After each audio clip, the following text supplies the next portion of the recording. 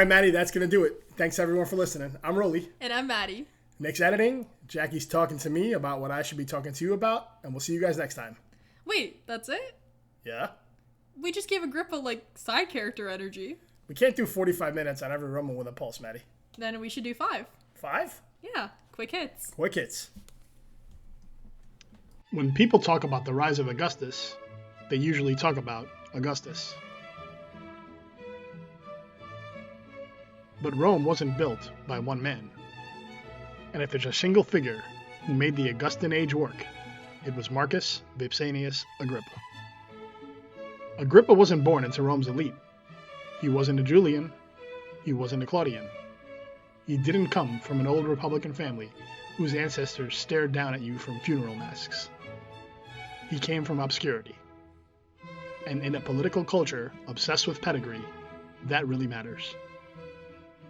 Agrippa and Octavian grew up together, and that early bond never really broke. After Julius Caesar's assassination, when Rome collapsed into civil war yet again, Agrippa became Octavian's problem solver. While others chased titles and triumphs, Agrippa raised armies, secured supply lines, and handled the mechanics of power. He was the man you sent when something had to work and a problem had to be solved. Militarily, Agrippa was exceptional, not because he was flashy, but because he was adaptable. In the wars against Sextus Pompey, he essentially rebuilt Rome's navy from scratch, inventing new harbors, training crews, and restoring Roman control of the sea, or the Mare Nostrum. This wasn't glory, it was logistics. And logistics win wars. His defining moment came in 31 BC at the Battle of Actium. Antony and Cleopatra commanded experienced forces, but Agrippa outthought and outmaneuvered them.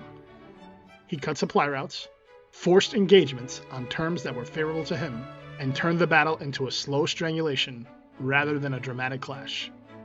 Augustus was present, but Actium was Agrippa's victory.